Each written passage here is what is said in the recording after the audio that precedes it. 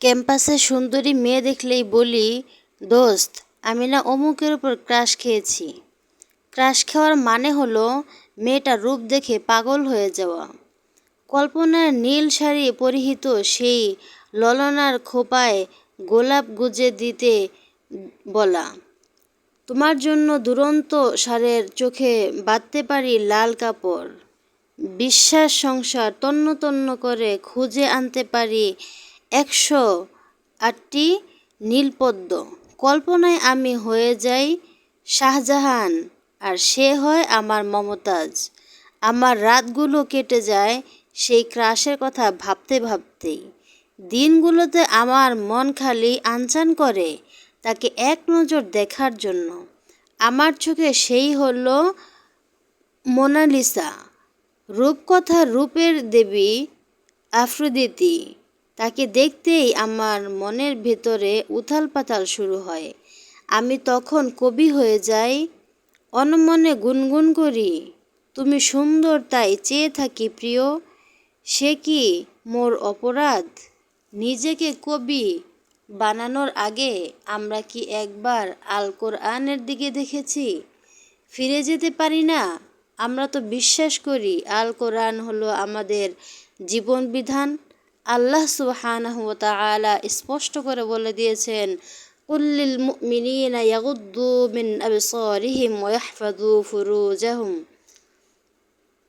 হে মুমিন পুরুষগণ, মুমিন তোমরা যেন তাদের দৃষ্টিকে অবনত করে।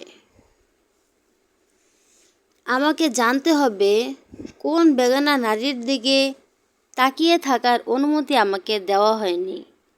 বরং হাদিসে বলা হয়েছে, কোনো নারীর দিকে দৃষ্টি চলে গেলে সাথে সাথে তা ফিরিয়ে নিতে। ভুলেও দ্বিতীয়বার যেন মুখ তুলে না তাকানো হয়, কারণ দ্বিতীয়বারের তাকানোতে শয়তানের কুমন্ত্রণা থাকে। শয়তান তখন মনের ভেতরে কুমন্ত্রণা দেয় আর করিয়ে নেয় বিভিন্ন রকমের পাপ কাজ।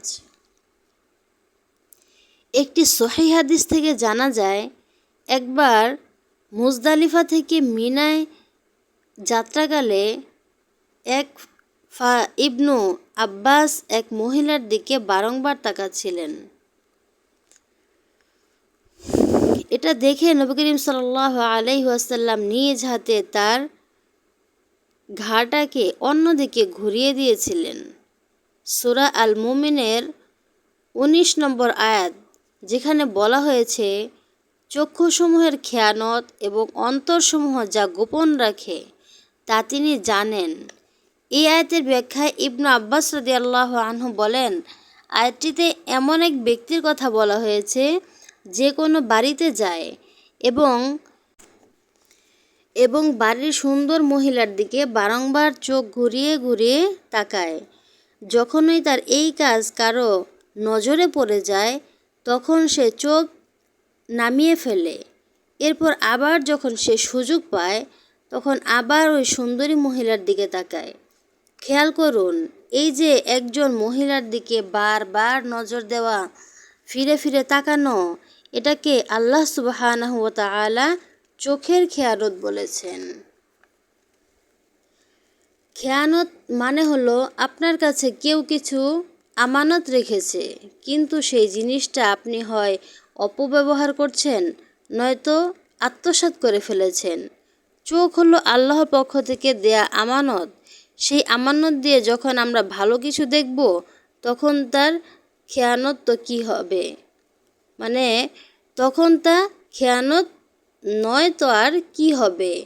কোনো মহিলার দিকে লুকিয়ে লুকিয়ে তাকানোকে আল্লাহর কাছে যদি গোপন না থাকে, তাহলে আমরা যারা নিত্য নতুন ক্রাশ খেয়ে ভাবনার সাগরে হাবুডুবু খেতে থাকি, পাপের জলে অবগুনাহ করি, আমাদের ক্ষেত্রে কি হবে? আমরা যেটাকে ক্রাশ বলি, রাসূলুল্লাহ সাল্লাল্লাহু আলাইহি ওয়াসাল্লাম সেটাকে চোখের জিনা বলেছেন। তবে উপায় কি? যে বিশাল রোগ নিয়ে আমরা বসবাস করি সেই রোগ সরাবার পন্থা কি? মনের ভিতরে শেকড় গেঁথে বসা লালসার পাহাড় শয়তানের ধোঁকায় পড়ে কলুষিত করে রাখা অন্তরকে পরিশুদ্ধ করার মেডিসিন কি? সেই মেডিসিন হলো তাকওয়া, আল্লাহর ভীতি, আল্লাহকে ভয় করা, মনের ভিতরে সূরা জিলজাল বলা, আল্লাহ তাআলার কথাগুলোকে গেঁথে নেওয়া। ফামান ইয়ামাল মিসকালা যাররাতিন শাররান ইয়ারাহ ওয়া মান ইয়ামাল মিসকালা যাররাতিন শাররান ইয়ারাহ। কেউ অনুপরিমাণ ভালো কাজ করলে তার বিচার দিবসে দেখতে পাবে, আবার কেউ যদি সামান্য পরিমাণ খারাপ কাজও করে তাও সে দেখতে পাবে।